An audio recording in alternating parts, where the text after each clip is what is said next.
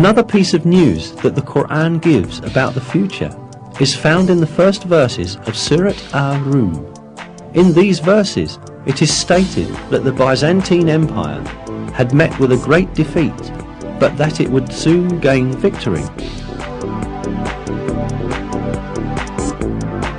The Romans had been defeated in the land nearby, but after their defeat, they will themselves be victorious in a few years' time.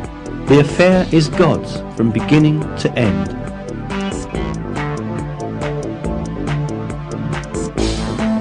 These verses were revealed around 620 CE, almost 7 years after the severe defeat of Christian Byzantium at the hands of the Persians, when the Byzantines lost Jerusalem.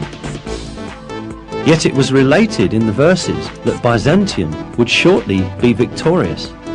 In fact, Byzantium had then suffered such heavy losses that it seemed impossible for it even to maintain its existence, let alone be victorious again.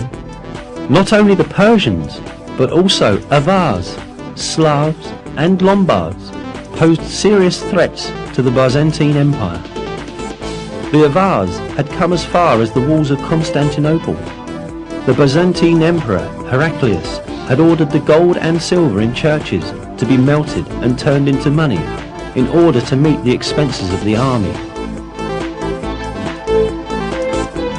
Many governors had revolted against Emperor Heraclius, and the empire was on the point of collapse. Mesopotamia, Cilicia, Syria, Palestine, Egypt and Armenia, which earlier belonged to Byzantium, were invaded by the idolater Persians. In short, everyone was expecting the Byzantine Empire to be destroyed. But right at that moment, the first verses of Surat al-Rum were revealed, announcing that Byzantium would gain triumph in a few years' time. Around 7 years after the revelation of the first verses of Surat al-Rum, in December 627 CE, a decisive battle between Byzantium and Persian Empire was fought at Nineveh, and this time the Byzantine army surprisingly defeated the Persians. A few months later, the Persians had to make an agreement with Byzantium, which obligated them to return the territories they had taken from them. At the end, the victory of the Romans, proclaimed by God in the Quran, miraculously came true.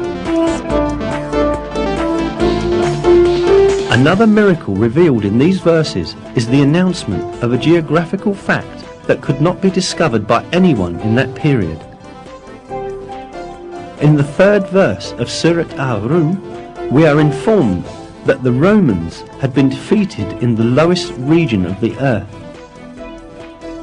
This expression, Adna el-Ard in Arabic, is interpreted as a nearby place in many translations. Yet, this is not the literal meaning of the original statement, but rather a figurative interpretation of it. The word Edna in Arabic is derived from the word Deni, which means low, and Ard, which means world. Therefore, the expression Edna el-Ard means the lowest place on the earth.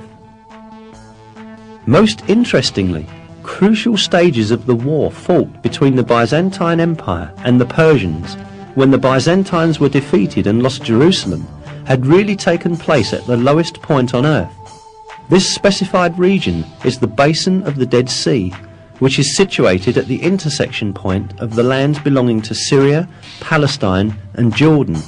The Dead Sea, lying at 395 meters below sea level, is the lowest region of the earth. This means that the Byzantines were defeated at the lowest part of the world, just as is stated in the verse. The most interesting point lies in the fact that the altitude of the Dead Sea could only be measured with modern measurement techniques. Before that, it was impossible for anyone to know that it was the lowest region on the surface of the earth. Yet, this region was stated to be the lowest point on the earth in the Quran. Hence, this provides another evidence that the Quran is divine revelation.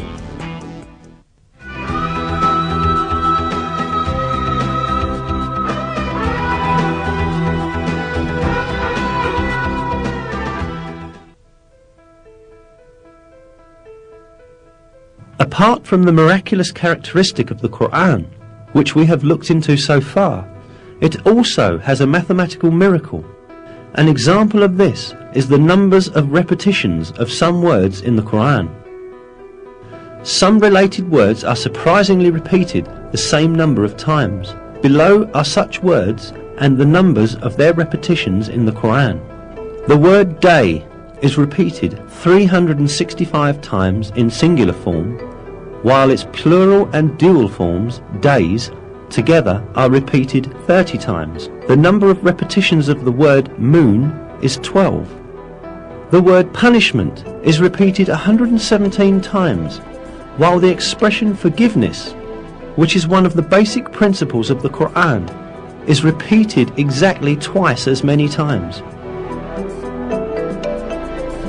The number of times the words world and hereafter are repeated is also the same, 115.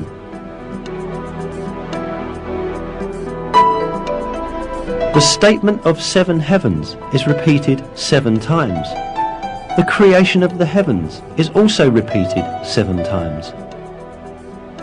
The word faith, iman, without genitive, is repeated 25 times throughout the Quran, as is also the word infidelity or covering over the truth, kufr.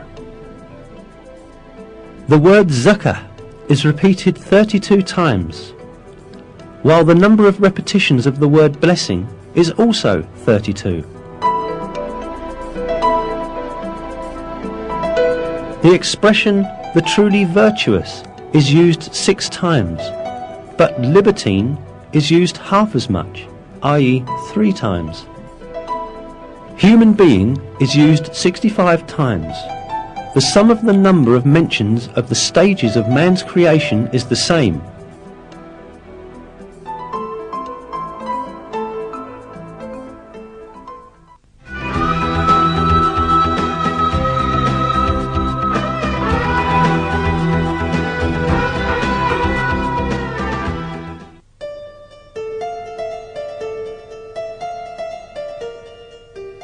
All that we have seen so far shows us an apparent fact.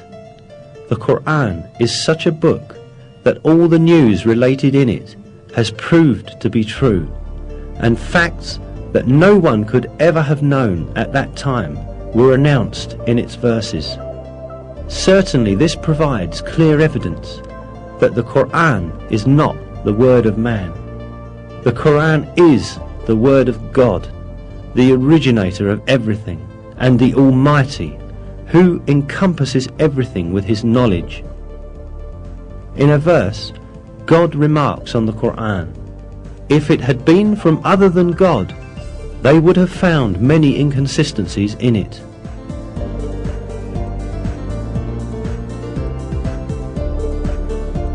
Not only are there no inconsistencies in the Quran, every piece of information it contains reveals the miracle of this divine book more and more each day. What falls to man is to hold fast to this divine book revealed by God and receive it as his one and only guide.